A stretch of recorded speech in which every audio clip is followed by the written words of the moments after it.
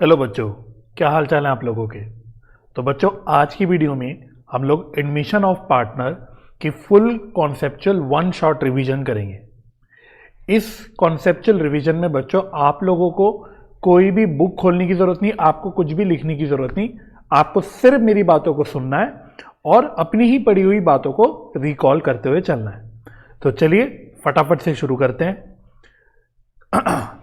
तो जब मैं admission of a partner chapter की बात करता हूं तो सबसे पहले जो आपको सीखना होता है इसमें वो होता है calculation of new profit sharing ratio and sacrificing ratio, right. तो इस चैप्टर में इंपॉर्टेंट क्या है कि यहां पे आपको सैक्रिफाइसिंग रेशियो की जरूरत पड़ती है। अब सैक्रिफाइसिंग रेशियो क्या होता है, उसका मतलब क्या होता है, ये हमने अपनी पिछली चैप्टर की कॉन्सेप्चुअल रिवीजन में डिस्कस कर लिया था। यानी जो change in profit sharing ratio का चैप्टर था वहां पे हम लोगों ने डिस्कस कर लिया था। अब बस आपको याद रखना है कि इस चैप्टर में आपको किसकी आवश्यकता पड़ती है, सैक्रिफाइसिंग रेशियो की।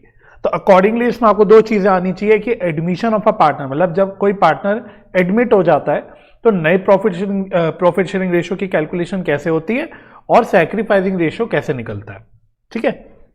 अब इसमें बच्चों कुछ केसेस में बांट रखा है पूरी डिस्कशन को। पहला केस है when profit share of incoming partner is given but sacrifice made by old partner is not given. Simple भाषा में जब क्वेश्चन साइलेंट हो, यानी क्वेश्चन बता देगा कि भाई फलाना पार्टनर एडमिट हो रहा है, इतने प्रॉफिट शेयर के लिए एडमिट हो रहा है, बस फिर वो मुंह बंद कर लेगा। वो कुछ नहीं बताएगा कि भाई एडमिशन के बाद नया रेशो क्या होगा या पुराने पार्टनर्स कैसे कैसे सैक्रिफाइस कर रहे हैं, कुछ भी नहीं बताएगा, वो सिर्फ साइलेंट हो जाएगा। तो इस केस में आपको न्यू प्रॉफिट शेयरिंग रेशियो कैसे कैलकुलेट करना होता है, पहले स्टेप में आपको रिमेनिंग शेयर निकालना पड़ता है, यानी 1 माइनस इनकमिंग पार्टनर शेयर। यानी अगर नया पार्टनर 1/5 शेयर के लिए एडमिट हो रहा है तो रिमेनिंग शेयर कैसे निकलेगा, 1 माइनस 1/5 दैट इज 4/5, राइट। फिर स्टेप 2 में आपको क्या करना होता है, इस रिमेनिंग शेयर को जो आपने स्टेप नंबर 1 में निकाला, इसको पुराने पार्टनर्स में बांट देना होता है उनके ओल्ड रेशियो में। तो पुराना रेशियो अगर मानो 2:1 था तो आप इस 4/5 शेयर को 2:1 रेशियो में बांट दोगे, ठीक है। This will be their new profit share. ये पुराने पार्टनर्स का नया प्रॉफिट शेयर निकल के आ जाएगा और फिर आप फाइनली न्यू पीएसआर की कैलकुलेशन कर सकते हो, न्यू प्रॉफिट शेयरिंग रेशियो आप सिंप्लीफिकेशन करके निकाल सकते हो। अब मजेदार बात बच्चों यहां पे ये होती है कि इस केस में आपको सैक्रिफाइसिंग रेशियो निकालने में कोई एक्स्ट्रा मेहनत नहीं करनी। यहां पे सिंपली जो सैक्रिफाइसिंग रेशियो होता है that is equal to old ratio of old partners, ठीक है। तो आपको अलग से सैक्रिफाइसिंग रेशियो निकालने की जरूरत नहीं, पुराना ही जो रेशियो होगा that will be the sacrificing ratio. अब केस 2 क्या होता है बच्चों, केस 2 बस केस 1 का ही हल्का सा मॉडिफिकेशन है। Profit share of incoming partner is given and new profit sharing ratio of old partners after admission is given. ये इसका बस थोड़ा सा मॉडिफाइड पॉइंट है, यानी कि क्वेश्चन में नए पार्टनर का प्रॉफिट शेयर तो गिवन होगा कि भाई फलाना पार्टनर इतने शेयर के लिए एडमिट हो रहा है, और साथ ही में क्वेश्चन ये भी बता देगा कि जो पुराने पार्टनर्स है आफ्टर एडमिशन किस रेशियो में किस आपसी रेशियो में प्रॉफिट शेयर करेंगे। उदाहरण के तौर पे मतलब अगर एक्स वाई दो पार्टनर्स हैं, जेड एडमिट हो रहा है 1/5 शेयर के लिए और मान लो ये इक्वल पार्टनर है, तो क्वेश्चन बता देगा कि भाई जेड 1/5 शेयर के लिए एडमिट हो रहा है और आफ्टर एडमिशन एक्स और जेड का जो आपसी रेशियो रहेगा वो 2:1 रहेगा। तो ये आपका केस नंबर 2 बन जाता है। तो यहां पे आपके केस नंबर 1 जैसे ही स्टेप्स होते हैं। सबसे पहला स्टेप तो बिल्कुल सेम है, आपको रिमेनिंग शेयर निकालना है that is 1 minus incoming partner share, ठीक है। स्टेप 2 क्या है, आपको क्या करना है, स्टेप 2 में ये जो रिमेनिंग शेयर आपने स्टेप 1 में कैलकुलेट किया इसको पुराने पार्टनर्स में बांट देना है, लेकिन कौन से रेशियो में, जो नया रेशियो ये वाला 2:1 वाला गिवन है क्वेश्चन में, इस रेशियो में आपको बांट लेना है, ठीक है। यहां एक्स और जेड नहीं, एक्स और वाई बोलना था मेरे को, एक्स और वाई पुराने पार्टनर है ना। तो आपको इस नए रेशियो में, जो नया रेशियो गिवन है क्वेश्चन में, इसमें रिमेनिंग शेयर को बांट लेना है। ये अब नए पुराने पार्टनर्स का नया शेयर बन जाएगा। अकॉर्डिंगली फिर आप न्यू प्रॉफिट शेयरिंग रेशियो निकाल सकते हो। और यहां पे सैक्रिफाइसिंग रेशियो निकालने के लिए बच्चों एज सच कोई शॉर्टकट नहीं होता। आपको क्या करना है, आपको सैक्रिफाइसिंग रेशियो बिल्कुल जैसे आपने चेंज इन पीएसआर चैप्टर में सीखा हुआ है कि कैसे आपको सैक्रिफाइस शेयर निकालना है और फिर उसको यूज करके सैक्रिफाइसिंग रेशियो यहां पे कैलकुलेट करना पड़ेगा, राइट। फिर आता है आपका केस नंबर 3। केस नंबर 3 क्या है, when share of new partner is given which is acquired from old partners in a particular ratio say equally or 2:1, यानी इस केस में क्वेश्चन नए पार्टनर का प्रॉफिट शेयर बता देगा और यह भी बता देगा कि ये जो नया पार्टनर है पुराने पार्टनर से किस रेशियो में प्रॉफिट शेयर एक्वायर कर रहा है। ठीक है, सिंपल भाषा में बताए क्या बता देगा क्वेश्चन।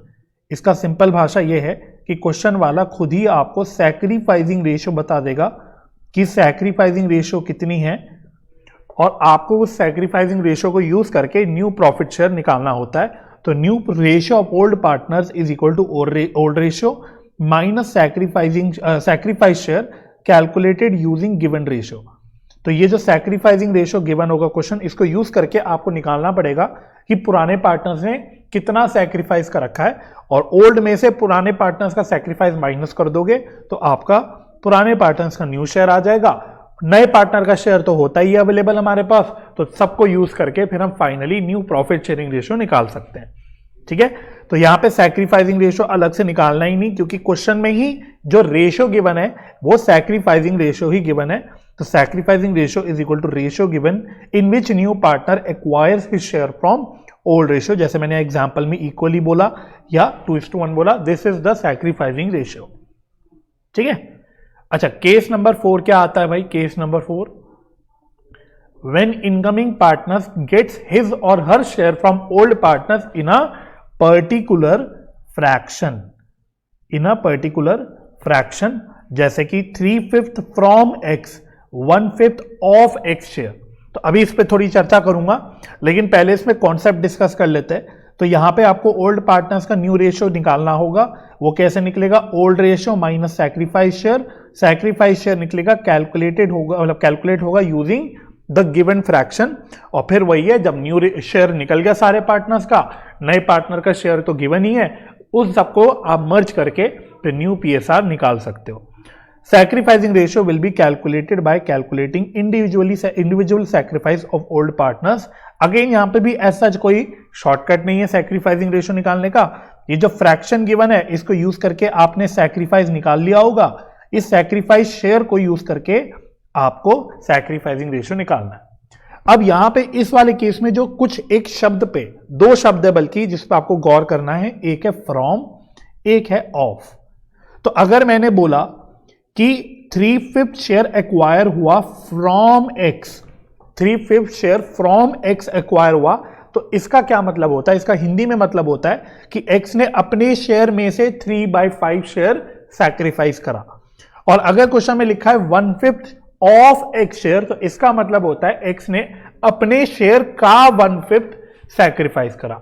तो अगर फ्रॉम लिखा हुआ है तो आप सीधा, अगर 3/5 लिखा हुआ है तो एक्स का जब आप न्यू शेयर निकालोगे तो ओल्ड शेयर में से क्या करोगे, ओल्ड शेयर में से सीधा सीधा माइनस कर दोगे 3/5, क्योंकि ये एब्सोल्यूट सैक्रिफाइस शेयर दे रखा है। जबकि अगर 1/5 ऑफ एक्स शेयर दे रखा है तो फिर उस केस में आपको एक्स का नया रेशियो निकालने के लिए ओल्ड शेयर में से क्या माइनस करना पड़ेगा, उसके ओल्ड शेयर का 1/5, ओल्ड शेयर को 1/5 से मल्टीप्लाई करना पड़ेगा, तो उसका सैक्रिफाइस निकल के आ जाएगा। तो ये छोटा सा एक शब्द है ऑफ और फ्रॉम, लेकिन इनके शब्द के यूज करने से क्वेश्चन का मतलब बदल जाता है। तो इन 2 शब्दों पे स्पेशली ध्यान रखना। फटाफट से रिवाइज एक बार रिपीट कर लेता हूं। फ्रॉम का मतलब क्या है कि अपने शेयर में से सैक्रिफाइस किया कितना, और ऑफ का मतलब क्या है कि अपने शेयर का कितना सैक्रिफाइस करा। ठीक है, यस। केस नंबर 5 है, when one of the old partner retains his share and share of incoming partner is given. मतलब यहां पे क्या होगा, नए पार्टनर का शेयर गिवन होगा, साथ ही साथ क्वेश्चन बोलेगा कि कोई एक पुराना पार्टनर है जो अपना ओल्ड शेयर ही रिटेन करना चाहता है, यानी वो अपने शेयर में से कुछ सैक्रिफाइस या उसका कुछ गेन नहीं करना चाहता, वो अपना प्रॉफिट शेयर सेम रखना चाहता है। तो उस केस में आपको क्या स्टेप्स अप्लाई करना है। पहला स्टेप, अगेन ये थोड़ा थोड़ा केस 1 और 2 जैसे ही चलेगा, आपको रिमेनिंग शेयर निकालना होगा, which will be 1 minus new partner share minus retain share. ठीक है, तो 1 माइनस न्यू पार्टनर शेयर, तो अगर मानो न्यू पार्टनर का शेयर 1/5 है तो वो माइनस किया, साथ ही जो पुराना पार्टनर अपना शेयर रिटेन करना चाह रहा है उसका शेयर भी माइनस करोगे। तो अगर मानो पुराना पार्टनर अपना 1/4 शेयर रिटेन करना चाह रहा है तो 1/4 माइनस करोगे, तो आपका रिमेनिंग शेयर निकल के आ जाएगा। फिर क्या करना है स्टेप 2 में, divide step 1 between remaining partners in their respective ratios, मतलब जो रिमेनिंग शेयर आपने स्टेप 1 में निकाला इसको आप बचे हुए पार्टनर्स में उनके आपसी रेशियोज में बांट देना, this will be their new share, है ना। तो मानो एक्स वाई जेड 3 पार्टनर थे, पी नया पार्टनर एडमिट हो गया, जेड का 1/4 शेयर है जो वो रिटेन करना चाहता है, तो आपने जो रिमेनिंग शेयर निकाला उस रिमेनिंग शेयर को आप अब सिर्फ एक्स और वाई में बांट दोगे, उनके आपसी रेशियो में, जो भी उनका आपसी रेशियो है उस रेशियो में बांट दोगे, ठीक है। अकॉर्डिंगली सारे पार्टनर्स का न्यू रेशियो या न्यू प्रॉफिट शेयर निकल के आ जाएगा। नए पार्टनर का प्रॉफिट शेयर तो गिवन ही होगा, तो सबको कंबाइन करके आप फाइनली सिंप्लीफाई करके न्यू प्रॉफिट शेयरिंग रेशियो निकाल सकते हो, ठीक है जी। अब इसमें जो सैक्रिफाइसिंग रेशियो होता है वो सिर्फ रिमेनिंग पार्टनर का निकलेगा, जैसे मेरे इस एग्जांपल में एक्स और वाई का सैक्रिफाइसिंग रेशियो निकलेगा which will be their respective old ratio. तो एक्स और वाई का जो आपसी ओल्ड रेशियो था that will be their sacrificing ratio, ठीक है। इसके अलावा अगर कभी क्वेश्चन में कई बार क्या होता है कि क्वेश्चन में वो ओल्ड रेशियो भी दे देता है और एडमिशन के बाद न्यू पीएसआर भी दे देता है, दोनों भी होता है, ओल्ड प्रॉफिट शेयरिंग रेशियो भी गिवन होता है और न्यू प्रॉफिट शेयरिंग रेशियो भी गिवन होता है। उस केस में आपको सैक्रिफाइसिंग रेशियो बिल्कुल जैसे आप चेंज इन पीएसआर चैप्टर में निकालते हो वैसे निकालना होगा, old share minus new share वाला फॉर्मूला लगा के। तो एक बार मैं याद दिला देता हूं, ओल्ड माइनस न्यू हम लोग करते हैं, एक फॉर्मूला लगाते हैं old share minus new share. अगर ये आंसर पॉजिटिव में आता है तो that is equal to sacrifice, अगर ये आंसर नेगेटिव में पॉजिटिव में आता है तो ये सैक्रिफाइस होता है, और खुदा ना खास्ता अगर आंसर नेगेटिव में आता है तो वो गेन होता है, ठीक है। तो ये बात पिछले चैप्टर की रिवीजन में भी डिस्कस कर ली थी, तो बस उसी का एप्लीकेशन आपको यहां पे करना है, ठीक है। अब नेक्स्ट होता है बच्चों गुडविल की एडजस्टमेंट। तो जब एडमिशन चैप्टर की बात होती है तो एक जो इनकमिंग पार्टनर होता है, जो नया पार्टनर होता है, उसे अपना प्रीमियम फॉर गुडविल लेके आना पड़ता है। प्रीमियम फॉर गुडविल का मतलब क्या हुआ कि नया पार्टनर जो अपना गुडविल का शेयर किसी एसेट के फॉर्म में लाता है, जैसे कैश के फॉर्म में लाएगा, कभी कभार वो कुछ और एसेट्स के फॉर्म में ले आता है, जैसे मशीनरी ले आया, स्टॉक ले आया, कोई और एसेट ले आया, तो उसको बोला जाता है प्रीमियम फॉर गुडविल। तो it is the compensation paid by the incoming partner, मतलब गुडविल का शेयर, इनकमिंग पार्टनर के गुडविल का शेयर इन कैश और इन काइंड, मतलब कभी वो कैश में लाता है, मोस्ट ऑफ द केसेस में कैश में लाता है, कभी कभी कुछ और एसेट्स के फॉर्म में भी लाता है, for the sacrificing partners for their sacrifice in their profit share towards the incoming partner. Clear हो गया। तो जो गुडविल का शेयर कैश या कोई एसेट के फॉर्म में लाया जाता है तो उसको बोला जाता है प्रीमियम फॉर गुडविल। अब ये निकलता कैसे, गुडविल ऑफ द फर्म, मतलब फर्म की जो टोटल गुडविल है उसको नए पार्टनर के शेयर से मल्टीप्लाई कर देते हैं, तो प्रीमियम फॉर गुडविल निकल जाता है। सिंपल भाषा में प्रीमियम फॉर गुडविल क्या है, मतलब ये गुडविल का शेयर है, किसका, नए पार्टनर का, ठीक है। अब इसके अकाउंटिंग ट्रीटमेंट के भी कुछ केसेस है। तो पहला केस है when premium for goodwill is paid privately, that is outside of business. तो अगर नए पार्टनर ने पुराने पार्टनर्स को या सैक्रिफाइसिंग पार्टनर्स को प्रीमियम फॉर गुडविल पे तो किया, लेकिन प्राइवेटली किया, बिजनेस के बाहर कर लिया, तो उस केस में क्या क्या एंट्री होती है। तो देखो भाई, जब नया पार्टनर आएगा तो वो अपना कैपिटल लेके आएगा, तो उस केस में सिर्फ कैपिटल लाने की एक अकेली एंट्री होती है, कैश या bank account debit to incoming partners capital account, ठीक है। तो कैपिटल तो देखो हमेशा लाएगा, नया पार्टनर बिना कैपिटल लाए तो कोई भी उसको एडमिट नहीं होने देगा। तो देख लेना सारे केसेस में कैपिटल लाने की एंट्री तो कॉमन चलेगी, कैश या bank account debit to incoming partners capital account. तो ये कैपिटल लाने की एंट्री हो गई।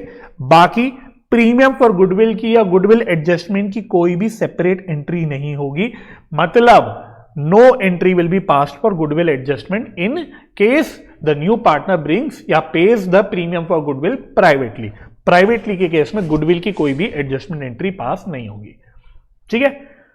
अब केस 2 क्या है, when premium for goodwill is brought in cash या by cheque and is retained by the business, यानी अब के वो लाया प्रीमियम फॉर गुडविल लेकिन वो प्राइवेटली नहीं दिया, वो बिजनेस में लेके आया कैश या बैंक में या चेक के फॉर्म में, और वो प्रीमियम फॉर गुडविल बिजनेस में रिटेन हो गया। तो उस केस में क्या एंट्री होती है, तो कैश या बैंक अकाउंट डेबिट, मतलब पहली एंट्री कैश या bank account debit to incoming partners capital account. तो इसमें तो क्या आ गया, नया पार्टनर का कैपिटल, और 2 एक हम अकाउंट खोल लेते हैं प्रीमियम फॉर गुडविल का, जिसमें हम लोग प्रीमियम फॉर गुडविल डाल देते हैं। तो अल्टीमेटली कैश या बैंक में capital plus premium for goodwill, मतलब टोटल जितना पैसा आया वो पूरा का पूरा डेबिट हो जाता है। और सेकेंड एंट्री में इस प्रीमियम फॉर गुडविल को सैक्रिफाइसिंग पार्टनर्स या ओल्ड पार्टनर्स के कैपिटल या करेंट अकाउंट में डिस्ट्रीब्यूट कर देते हैं उनके सैक्रिफाइसिंग रेशियो में। इसी कारण से बच्चों इस चैप्टर में हमको सैक्रिफाइसिंग रेशियो निकालना पड़ता है। क्यों? ताकि हम लोग प्रीमियम फॉर गुडविल का बंटवारा कर सके। ठीक है जी। और अगर क्वेश्चन साइलेंट है, क्वेश्चन में नहीं क्लियरली मेंशन, तो हमको केस नंबर 2 ही अज्यूम करना होता है, यानी हमें यह अज्यूम करना पड़ता है कि बिजनेस में प्रीमियम फॉर गुडविल रिटेन हो गया if nothing is mention in question. ठीक है। केस 3 होता है when premium for goodwill is brought in cash या by cheque and is withdrawn by sacrificing partners. और विड्रॉल फुल भी हो सकता है, वो पार्शल भी हो सकता है। तो पहली दो एंट्री तो बिल्कुल सेम होगी बच्चों इसमें। तो फर्स्ट एंट्री कैश या बैंक में पैसा आने की एंट्री, कैश या bank account debit to incoming partners capital account to premium for goodwill account. दूसरी एंट्री प्रीमियम फॉर गुडविल को बांटने की entry, premium for goodwill account debit to sacrificing partners या ओल्ड पार्टनर्स भी मोस्टली कह सकते हो, टू सैक्रिफाइसिंग या ओल्ड पार्टनर्स कैपिटल या current account in sacrificing ratio. तो पहली दो एंट्रीज तो बिल्कुल सेम हो जाएगी और प्लस इसमें एक एडिशनल एंट्री आपको करनी पड़ेगी गुडविल विड्रॉ करने की, प्रीमियम फॉर गुडविल विड्रॉ करने की। उसकी क्या एंट्री होगी? सैक्रिफाइसिंग पार्टनर्स कैपिटल या करेंट अकाउंट डेबिट, मतलब जिन पार्टनर्स को डिस्ट्रीब्यूट किया गया प्रीमियम फॉर गुडविल उनके कैपिटल को अब वापस डेबिट करेंगे। अगेन ये इन सैक्रिफाइसिंग रेशियो होगा टू कैश या बैंक अकाउंट, क्योंकि वो कैश या बैंक में से विड्रॉ कर लेते हैं। अब ये विड्रॉल फुल भी हो सकता है, पार्शल भी हो सकता है, डिपेंडिंग ऑन द क्वेश्चन। मतलब मानो प्रीमियम फॉर गुडविल आया 10,000, उसमें से लेकिन पार्टनर्स ने 6,000 रुपए ही विड्रॉ करा, है ना, तो ये पार्शल विड्रॉल हो गया। या फिर प्रीमियम फॉर गुडविल आया 10,000 और पूरा 100% 10,000 का प्रीमियम फॉर गुडविल विड्रॉ हो गया। तो as per the information given in question, ये जो भी अमाउंट है उस अमाउंट की एंट्री, चाहे 6,000 हो चाहे 10,000 हो, उसकी एंट्री आपको ये तीसरी एडिशनल एंट्री करनी पड़ेगी। ठीक है। अब एग्जाम में बच्चों क्वेश्चन आता है कई बार जिसमें वो 2 या 3 केस बना के सबकी एंट्रीज पूछता है, तो आपको ध्यान रखना है बच्चों हर केस की अपनी अपनी एंट्रीज आपको पास करनी है। मतलब केस 1 में अगर कैपिटल लाने की एंट्री पास कर रहे हो तो केस 2 में भी कैपिटल लाने की एंट्री पास करनी है। तो आपको स्पेसिफिकली केस वाइज अपनी एंट्रीज क्लियर होनी चाहिए माइंड में, ताकि एग्जाम में अगर केस वाइज भी उसने पूछ लिया तो आपको जनरल एंट्री बनानी आ जाएगी। ठीक है। अब केस 4 होता है when premium for goodwill is brought in kind, मतलब in the form of assets. मतलब सिंपल भाषा में कैश या चेक के फॉर्म में नहीं ला रहा पार्टनर, लेकिन वो कोई एसेट लेके आ रहा है, मशीनरी, फर्नीचर, स्टॉक, डेटर, मतलब कोई एसेट वो और लेके आ रहा है इन ल्यू ऑफ हिज कैपिटल बोल सकते हो एंड प्रीमियम फॉर गुडविल। तो उस केस में देखो क्या एंट्री होती है। फर्स्ट एंट्री में हम लोग एसेट्स को डेबिट करते हैं, जो भी एसेट्स पार्टनर लेके आ रहा है एसेट्स अकाउंट डेबिट इंडिविजुअली, है ना। तो मशीनरी ला रहा है तो मशीनरी को अलग से डेबिट करोगे, फर्नीचर ला रहा है तो फर्नीचर को अलग से डेबिट करोगे, स्टॉक ला रहा है तो स्टॉक को अलग से डेबिट करोगे, डेटर ला रहा है तो डेटर को अलग से डेबिट करोगे एंड सो ऑन। तो जो भी ऐसे हो सकता है कि कुछ कैश भी लेके आए हो, तो जो भी एसेट्स गिवन है क्वेश्चन में उसको इंडिविजुअली आप डेबिट करोगे, उसकी वैल्यू क्वेश्चन में गिवन होगी। 2 बाकी क्रेडिट वाला पार्ट बिल्कुल सेम है, to incoming partners capital account जिसमें कैपिटल आ गया नए पार्टनर का, to premium for goodwill account जिसमें गुडविल का शेयर आ गया। और नेक्स्ट एंट्री सेम है आपकी, प्रीमियम फॉर गुडविल को बांटने की एंट्री जो होगी premium for goodwill account debit to sacrificing partners capital या current account in sacrificing ratio. Case 5 है when only a part of premium for goodwill is brought in by the incoming partner, मतलब partner को 10,000 रुपए का premium for goodwill लाना था, लेकिन उसमें से वो सिर्फ 8,000 रुपए लाया, 2,000 रुपए नहीं लाया। क्लियर हो गया। तो इसमें देखो क्या एंट्री होगी। पहली एंट्री कैश या बैंक अकाउंट डेबिट, इसमें जो भी अमाउंट आएगा वो बाद में बताता हूं, to incoming partners capital account, इसमें तो कैपिटल आ गया। देखो भाई मैं बार बार बोल रहा हूं, आपके एडमिशन के क्वेश्चन में नया पार्टनर कैपिटल पक्का लाएगा, वो कैपिटल या तो एडजस्टमेंट ऑफ कैपिटल का केस लगा के आपको निकालना पड़ेगा या क्वेश्चन में मोस्टली गिवन होगा, लेकिन कैपिटल जरूर ला रहा होगा नया पार्टनर आपके एडमिशन के कोई भी सवाल में, यह बात ध्यान रखना। तो इसलिए ये एंट्री तो आपकी जरूर पास होगी, इनकमिंग पार्टनर्स कैपिटल अकाउंट में आपको नए पार्टनर का कैपिटल तो डालना ही पड़ेगा। 2 प्रीमियम फॉर गुडविल, अब इसमें ध्यान से सिर्फ उतना ही अमाउंट डालेंगे जो वो एक्चुअली लेके आया, मतलब अगर 10,000 रुपए से लाने थे उसमें से वो सिर्फ 8,000 लाया, तो इस एंट्री में बच्चों यहां पे सिर्फ 8,000 ही क्रेडिट होगा, पूरा 10,000 क्रेडिट नहीं होगा। तो यहां पे उतना ही पार्ट आएगा प्रीमियम फॉर गुडविल का जो वो लेके आया। प्रीमियम फॉर गुडविल का मतलब ही वही होता है कि गुडविल का वो शेयर जो कैश या कोई और एसेट के फॉर्म में लाया जा रहा है नए पार्टनर द्वारा। क्लियर हो गया। अब सेकेंड एंट्री क्या होगी, प्रीमियम फॉर गुडविल अकाउंट को डेबिट करोगे उतना ही जितना वो लाया है, यानी 8,000 रुपए, है ना। और जो पार्ट वो नहीं लेके आया, जो गुडविल का शेयर वो नहीं लेके आया, उसको हमें इनकमिंग पार्टनर के करेंट अकाउंट से छीनना होता है। तो यहां पे हम लोग यूज कर लेते हैं इनकमिंग पार्टनर का करेंट अकाउंट। तो जो बैलेंस 2,000 रुपए वो नहीं लाया, वो हम लोग नए पार्टनर या इनकमिंग पार्टनर के करेंट अकाउंट में डेबिट कर लेते हैं। अब यहां पे बच्चे बहुत डाउट पूछते हैं, तो मैं क्लियर कर लेता हूं। ये करेंट अकाउंट आपके प्रिस्क्राइब सिलेबस के हिसाब से यूज कराया जा रहा है। तो चाहे पार्टनरशिप में फ्लक्चुएटिंग कैपिटल मेथड यूज हो रहा हो, चाहे फिक्स्ड कैपिटल मेथड यूज हो रहा हो, इस केस में आपको यहां पे करेंट अकाउंट ही यूज करना है, ठीक है। बाकी टू सैक्रिफाइसिंग पार्टनर्स कैपिटल या current account in sacrificing ratio, तो ये 10,000 रुपए फाइनली बिल्कुल वही वैसे ही सैक्रिफाइसिंग रेशियो में बढ़ जाएंगे, राइट। और केस 6 कह सकते हो केस 5 का ही एक थोड़ा कंटिन्यूएशन है। When no premium for goodwill is brought in cash by the incoming partner, मतलब अब बस इतना सा एक मॉडिफिकेशन हो गया कि अगर नए पार्टनर को 10,000 रुपए का प्रीमियम फॉर गुडविल लाना था, तो उसमें से वो निल कुछ भी नहीं लाया, निल बटे सन्नाटा, है ना। तो इस केस में क्या एंट्री होती है, तो पहली एंट्री अब यहां पे सिर्फ कैपिटल लाने की एंट्री होगी, कैश या bank account debit to incoming partners capital account. और दूसरी एंट्री में सारा का सारा जो गुडविल का शेयर है जो वो नहीं लेके आया, पूरा का पूरा 10,000 रुपए, उसके लिए हम एंट्री कर देंगे incoming partners current account debit to sacrificing partners capital या current account in sacrificing ratio, ठीक है। इसके अलावा बच्चा एक बहुत इंपॉर्टेंट बात पे ध्यान रखना, क्योंकि यहां पे सीबीएसई कई बार क्वेश्चन जो बनाता है स्पेशली 3 मार्क्स टाइप के, वहां पे डाल देता है। कई बार क्वेश्चन में क्या होगा कि ओल्ड पार्टनर जो होगा वो एडमिशन के बाद सैक्रिफाइस करने की जगह गेन कर रहा होगा, तो नया पार्टनर तो गेन कर ही रहा है, साथ में सैक्रिफाइस कोई ओल्ड एक पार्टनर है वो भी गेन कर रहा है।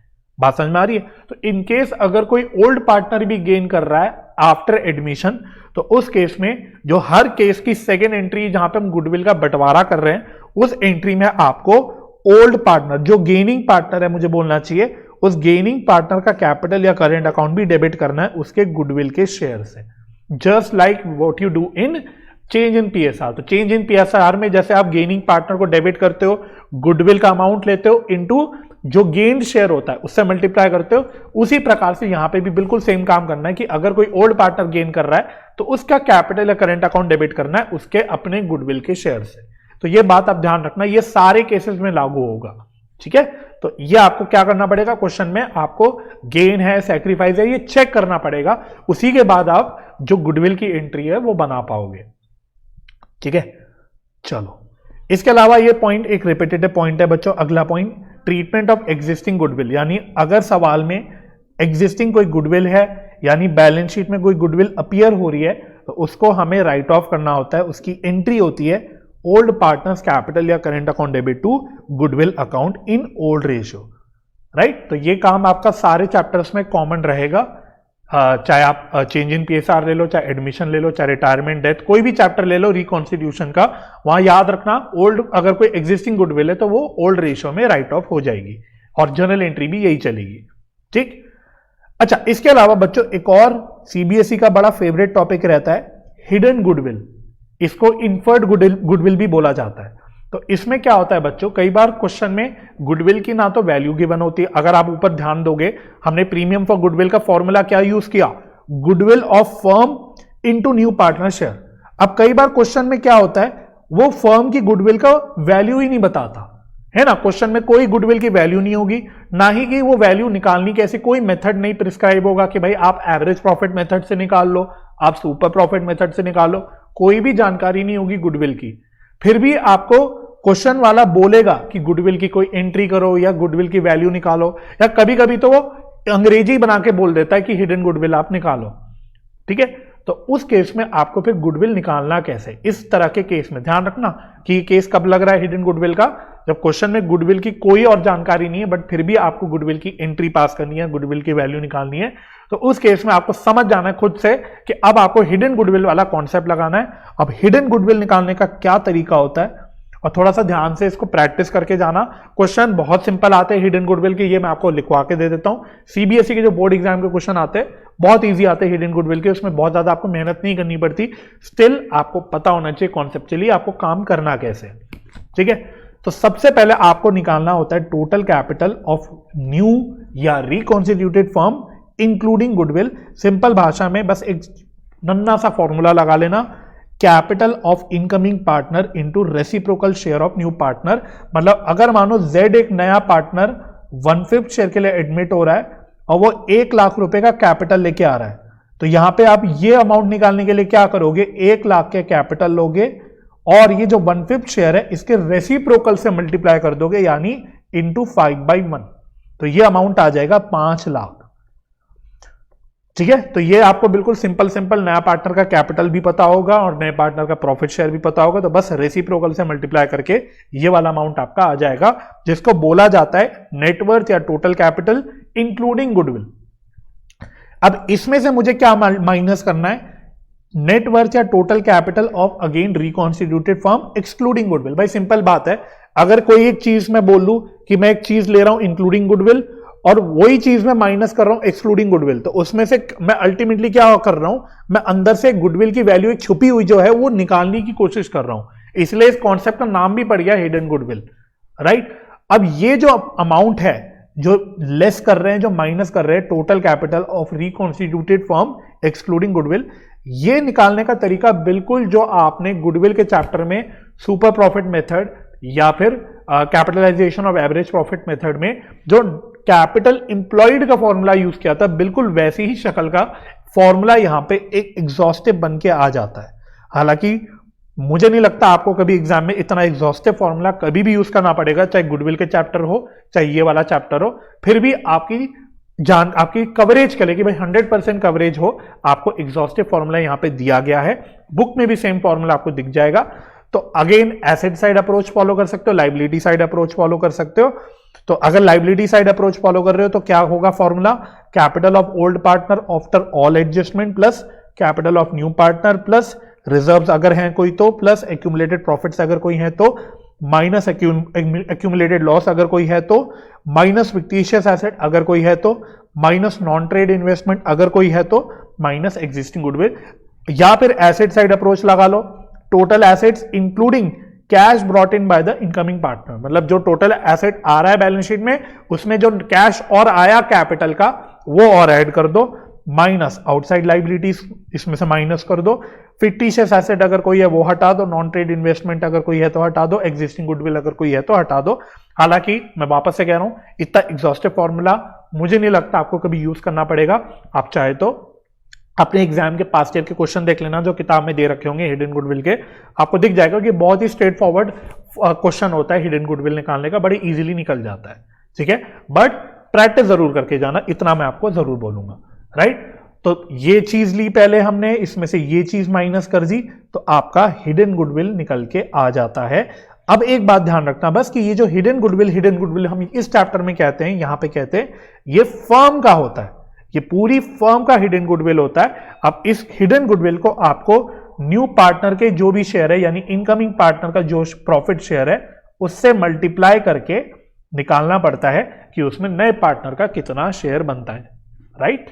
ओके, अच्छा, जर्नल एंट्री बच्चों वैसी है जो नॉर्मल गुडविल की एंट्री अभी तक जितनी भी आप कर रहे हो, पहली एंट्री कैपिटल लाने की खाली एंट्री होगी, क्योंकि प्रीमियम फॉर गुडविल वो ला ही नहीं रहा। भाई प्रीमियम फॉर गुडविल अगर ला रहा होता तो हिडन गुडविल निकालने की जरूरत ही नहीं पड़ती, वो प्रीमियम फॉर गुडविल ला ही नहीं रहा तो वो यहां पे होगा ही नहीं, तो सिर्फ कैपिटल लाने की एंट्री होगी। और दूसरी एंट्री क्या होगी, अगेन वही है इनकमिंग पार्टनर, क्योंकि वो स्पेसिफिकली प्रीमियम फॉर गुडविल नहीं ला रहा, तो इनकमिंग पार्टनर का करेंट अकाउंट यूज कर लेना है, अमाउंट निकालने के लिए hidden goodwill into profit share जो भी उसका है, और इसको बांट देना है सैक्रिफाइसिंग पार्टनर्स में, उनके सैक्रिफाइसिंग रेशियो में। बाकी वही बात है भाई कि अगर कोई ओल्ड पार्टनर भी गेन कर रहा है तो ओल्ड पार्टनर का भी कैपिटल करंट अकाउंट डेबिट होगा, यानी गेनिंग पार्टनर का कैपिटल या करंट अकाउंट डेबिट होगा। फॉर्मूला वही है hidden goodwill into gain share. ठीक है, हिडन गुडविल कुछ नहीं है, वो फर्म की गुडविल है। ठीक है, हिडन गुडविल कोई और नई चीज नहीं है, वो है गुडविल ऑफ फर्म ही, बस हिडन वर्ड इसलिए लगा रहे हैं क्योंकि हम वो छुपी हुई गुडविल निकाल रहे हैं अलग ढंग से, इसलिए बस उसको बोल रहे हैं हिडन गुडविल, है वो नॉर्मल फर्म की गुडविल ही।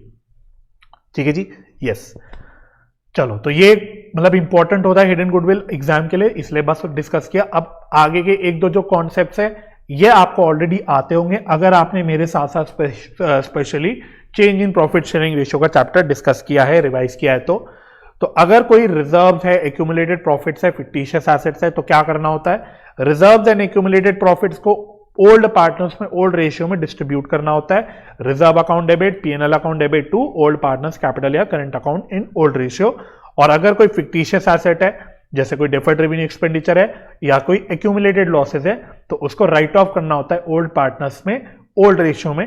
तो एंट्री होती है ओल्ड पार्टनर्स कैपिटल या current account debit to advertisement suspense account, क्योंकि जनरली डिफर्ड रेवेन्यू एक्सपेंडिचर के एक्सपेंस के नाम से मतलब आपको 99% केसेस में एडवर्टीजमेंट का ही खर्चा दिखता है, इसलिए यहां पे मैंने एडवर्टीजमेंट अकाउंट ही लिख दिया है। और टू पीएनएल अकाउंट, अगेन ये ओल्ड रेशियो में राइट ऑफ हो जाता है। ठीक है जी। इसके अलावा दो स्पेशल रिजर्व्स हैं आपके सिलेबस में, वर्कमैन कंपनसेशन रिजर्व और इन्वेस्टमेंट फ्लक्चुएशन रिजर्व, लेकिन इनकी चर्चा हम already change in profit sharing ratio chapter में कर चुके हैं कि ये रिजर्व होते क्या हैं और इसकी अकाउंटिंग कैसे होती है। इसकी रिवीजन हम ऑलरेडी पिछले चैप्टर की रिवीजन में कर चुके हैं। तो मैं क्या करूंगा बच्चों, मैं आई बटन पे उस वीडियो का लिंक छोड़ दूंगा और साथ में डिस्क्रिप्शन पे भी वीडियो का लिंक छोड़ दूंगा, तो आप उस वीडियो को बाद में रेफर करके इन दोनों स्पेशल रिजर्व्स की ट्रीटमेंट रिवाइज कर सकते हो अगर आप चाहते हो तो। ठीक है, बिल्कुल सेम मतलब सेम अकाउंटिंग ट्रीटमेंट है, सेम कॉन्सेप्ट चलता है हर चैप्टर में, इन्वेस्टमेंट फ्लक्चुएशन रिजर्व हो चाहे वर्कमैन कंपनसेशन रिजर्व हो। सिमिलरली बच्चों एक और पॉइंट हमने जो चेंज इन पीएसआर के चैप्टर में डिस्कस किया था कि अगर आपको रिजर्व्स, एक्यूमुलेटेड प्रॉफिट्स या फिक्टिशियस एसेट्स की सिंगल एडजस्टमेंट एंट्री से एडजस्टमेंट करनी है पार्टनर का कैपिटल या करंट अकाउंट यूज करके, तो उसके लिए आपको क्या करना पड़ता है, नेट इफेक्ट निकालना पड़ता है। नेट इफेक्ट पॉजिटिव हो तो गेनिंग टू सैक्रिफाइसिंग वाली एंट्री करनी पड़ती है, नेट इफेक्ट नेगेटिव हो तो सैक्रिफाइसिंग टू गेनिंग वाली एंट्री करनी पड़ती है। तो बिल्कुल सेम कॉन्सेप्ट है, अगेन ये भी हमने वहां पे डिस्कस कर रखा है। फिर नेक्स्ट कॉन्सेप्ट भी बच्चों जो है वो भी ऑलरेडी डिस्कस कर रखा है पिछले चैप्टर में, revaluation of assets and reassessment of liabilities, मतलब जहां पे आपको रीवैल्यूएशन अकाउंट प्रिपेयर करना होता है। हमने वहां पे डिस्कस कर रखा है कि भाई ये एक नॉमिनल अकाउंट होता है, इसलिए अगर कोई भी नुकसान हो रहा है एसेट्स या लायबिलिटीज की वैल्यू चेंज करके तो वो डेबिट साइड में आएगा, और अगर कोई फायदा हो रहा है एसेट्स या लायबिलिटीज की वैल्यू चेंज करके तो वो क्रेडिट साइड पे आएगा। इसके अलावा अगर किसी पार्टनर को कोई रेम्यूनरेशन दे रहा है तो वो डेबिट साइड में आएगा। अगर कोई रिवैल्यूएशन से रिलेटेड या रिकॉन्स्टिट्यूशन एडमिशन से रिलेटेड स्पेसिफिकली कोई एक्सपेंसेस हो रहे हैं, मानो कोई लीगल एक्सपेंस हो रहा है, तो वो हमारा अगेन डेबिट साइड पे आ जाएगा। डेबिट साइड पे जो बैलेंस बचता है वो गेन ऑन रिवैल्यूएशन होता है, क्रेडिट साइड पे जो बैलेंस बचता है वो लॉस ऑन रिवैल्यूएशन होता है। चाहे गेन ऑन रिवैल्यूएशन हो चाहे लॉस ऑन रिवैल्यूएशन हो, दोनों को हम लोग क्या करते हैं, ओल्ड पार्टनर्स में ओल्ड रेशियो में बांट देते हैं, मतलब उनके कैपिटल या करेंट अकाउंट में ट्रांसफर कर देते हैं ओल्ड रेशियो। याद क्या रखना है, ओल्ड रेशियो में। मतलब आप बिलीव नहीं करोगे, कभी कभी इतना सिंपल सवाल आ जाता है कि बताओ on admission gain on revaluation कौन से रेशियो में ट्रांसफर होगा, न्यू रेशियो में, ओल्ड रेशियो में, गेनिंग रेशियो में, सैक्रिफाइसिंग रेशियो में। चार ऑप्शन आ गए, आपको कॉन्सेप्चुअली पता होना चाहिए कि ये ओल्ड रेशियो में ट्रांसफर होगा, तो आपको अकॉर्डिंगली वो ऑप्शन टिक करना है। ठीक है, इसके अलावा बच्चों again change in PSR chapter में मैंने आपको बताया था कि कभी कभी आपको रिवैल्यूएशन से रिलेटेड जर्नल एंट्री भी बनानी पड़ती है, तो वो इसी अकाउंट, अगर आपको ये अकाउंट का मेन फंडा पता है तो आप जर्नल एंट्री भी बना सकते हो। ठीक है जी। तो अगेन मैं दोबारा से, मैंने वहां पे भी बोला था, अभी भी बोलूंगा, आप क्वेश्चन जरूर प्रैक्टिस करके जाना जिसमें रिवैल्यूएशन से रिलेटेड जर्नल एंट्रीज आपको करनी हो। बाकी जब रिकॉन्स्टिट्यूटेड यानी नई बैलेंस शीट बनेगी उसमें सारे जो एसेट्स और लायबिलिटीज रीवैल्यू करे उसकी नई या रीवैल्यूड फिगर बैलेंस शीट में आएगी। और इसमें भी वही होता है, कभी कभी हमें रीवैल्यूएशन की एडजस्टमेंट सिंगल एडजस्टमेंट एंट्री से पास करनी होती है, जहां पे क्वेश्चन बोलता है कि एसेट्स और लायबिलिटीज की वैल्यू पुरानी ही वैल्यू पे अपीयर होनी चाहिए बैलेंस शीट में, तो उस केस में हमें एक सिंगल एडजस्टमेंट एंट्री पास करनी होती है। तो उसके लिए भाई अगेन हमने डिस्कस किया था कि अगर रिवैल्यूएशन में प्रॉफिट आ रहा है तो गेनिंग टू सैक्रिफाइसिंग वाली एंट्री करनी है, लॉस ऑन रिवैल्यूएशन आ रहा है तो सैक्रिफाइसिंग टू गेनिंग वाली एंट्री करनी है। ठीक है जी। अच्छा, इसके अलावा बच्चों हमें इस चैप्टर में पार्टनर्स का कैपिटल अकाउंट बनाना पड़ता है, रिकॉन्स्टिट्यूटेड बैलेंस शीट बनानी पड़ती है, बट उसमें ऐसा अपना कोई कॉन्सेप्ट नहीं है। अगर आपको सारी एडजस्टमेंट्स आती है तो कैपिटल अकाउंट आपका बन जाएगा, और बैलेंस शीट बनाना कुछ नहीं है, मतलब पुरानी बैलेंस शीट लेनी है, उसमें जो भी वैल्यूज में बदलाव हुए हैं वो लेने हैं, कैपिटल अकाउंट के नया जो बैलेंस निकाला है आपने वो लेना है, बाकी आपकी नॉर्मली बैलेंस शीट बन जाएगी। एसेट्स और लायबिलिटीज जो रीवैल्यू हुए हैं उसमें नई वैल्यू पे आएंगे, रिजर्व्स वगैरह आप जो डिस्ट्रीब्यूट कर चुके हो वो अब नई बैलेंस शीट में नहीं आएगा।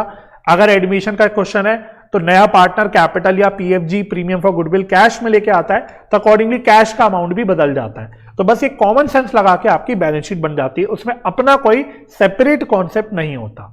लेकिन कभी कभी पूरे बड़े क्वेश्चन में आपको एडजस्टमेंट ऑफ कैपिटल का कोई पॉइंट दे देता है वो, तो वो बात मैं आपके साथ डिस्कस करूंगा कि यहां पे एडजस्टमेंट ऑफ कैपिटल के क्या केसेस बनते हैं।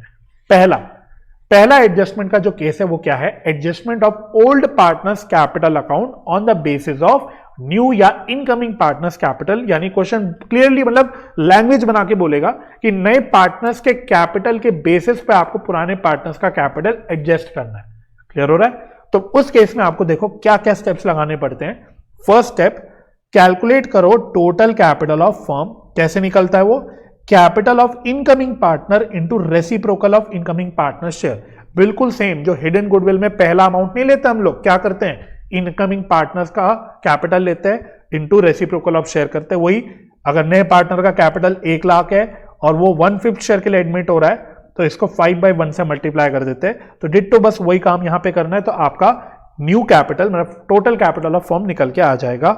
उसके बाद जो स्टेप नंबर 1 में हमने टोटल कैपिटल निकाला, इसको अब बांट देंगे न्यू पीएसआर में सारे पार्टनर्स में। ये जो न्यू पीएसआर में आप कैपिटल बांटोगे, this will be the closing balance of capital account. ये सारे पार्टनर्स का क्लोजिंग बैलेंस बन जाएगा कैपिटल अकाउंट का। यानी आप कैपिटल अकाउंट में जो टू बैलेंस सीडी लास्ट में लिखते हो, ये वाला अमाउंट आपका निकल के आ जाएगा। फिर जो सरप्लस डेफिसिट बचा, यानी जो शॉर्टेज और सरप्लस बचा कैपिटल अकाउंट में, और वो जो शॉर्टेज और सरप्लस बचेगा वो सिर्फ पुराने पार्टनर्स के कैपिटल में बचेगा। नए पार्टनर के कैपिटल में कुछ नहीं बचेगा, क्योंकि हमने नए पार्टनर का कैपिटल का ही बेस लेके पूरी फर्म का कैपिटल निकाला है। तो नए पार्टनर का कैपिटल में कोई बैलेंस बचने का सवाल ही नहीं उठता। लेकिन पुराने पार्टनर्स के कैपिटल अकाउंट में कुछ बैलेंस बचेगा, जिसको हम शॉर्टेज या सरप्लस बोलते हैं। उसको एडजस्ट कैसे करना है, अगर क्वेश्चन में बोला हुआ है कि पार्टनर का करंट अकाउंट यूज करो तो आप पार्टनर का करंट अकाउंट यूज करोगे। उसके अलावा अगर क्वेश्चन साइलेंट है या क्वेश्चन कई बार खुद ही बोल लेता है कि कैश या बैंक से एडजस्ट करना है शॉर्टेज या सरप्लस को, तो उस केस में आप बैलेंसिंग फिगर को कैश या बैंक अकाउंट से एडजस्ट कर लोगे। ठीक है जी।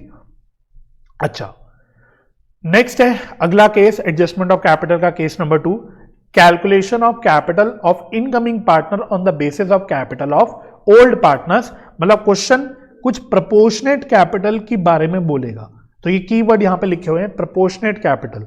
तो यहां पे आपको क्या स्टेप्स लगाने हैं। स्टेप नंबर 1, आपको एडजस्टेड कैपिटल्स निकालनी है, किसकी, लेकिन ओल्ड पार्टनर्स की। तो जितने भी पुराने पार्टनर्स हैं उनकी एडजस्टेड कैपिटल निकालना।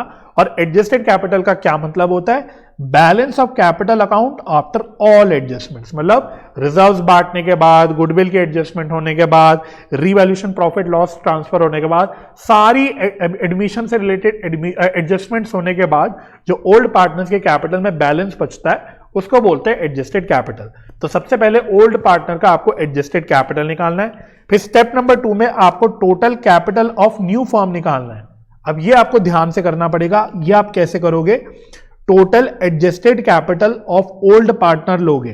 क्या, यानी जो आपने स्टेप नंबर 1 में पुराने पार्टनर्स का एडजस्टेड कैपिटल निकाला उसको सम टोटल कर दोगे, राइट। और उसको कैसे, किससे मल्टीप्लाई करना है, reciprocal of combined new share of old partners.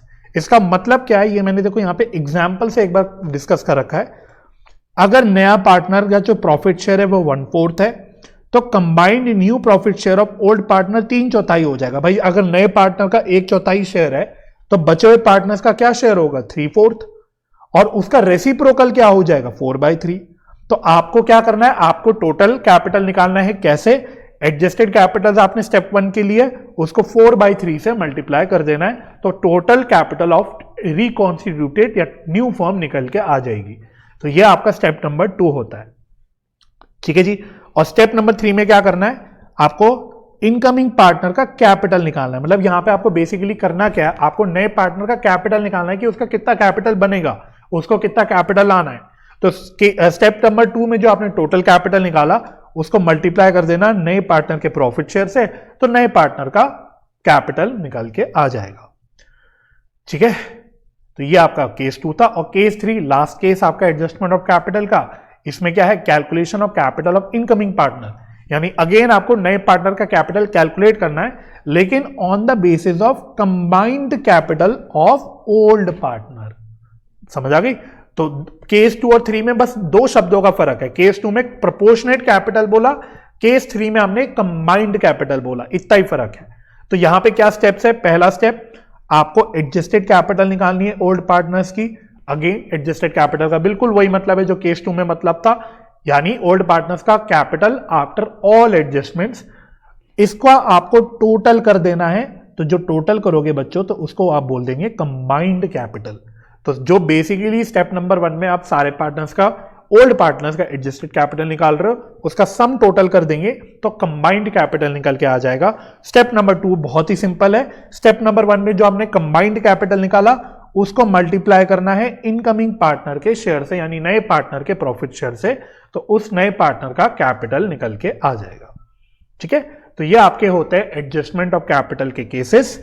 तो इनको जरूर से डिस्कस करके जाना, क्योंकि सीबीएसई का ये भी एक फेवरेट टॉपिक रहता है, वो अपने क्वेश्चंस में एडजस्टमेंट ऑफ कैपिटल का पॉइंट डाल देते हैं। राइट, चलिए, तो मैं उम्मीद करता हूं बच्चों आपको ये रिवीजन वीडियो हेल्पफुल लगी होगी। अगर ये वीडियो आपको हेल्पफुल लगी तो मेरे चैनल को सब्सक्राइब करना और वीडियो को जरूर लाइक कर देना, अपने दोस्तों के साथ शेयर भी कर देना, और आप चाहो तो अपने प्यारे प्यारे कमेंट्स भी डाल देना। हमारी मुलाकात होगी बच्चों अगली रिवीजन वीडियो में नेक्स्ट चैप्टर की। तब तक के लिए bye bye, take care and happy reading. चलो बाय बाय।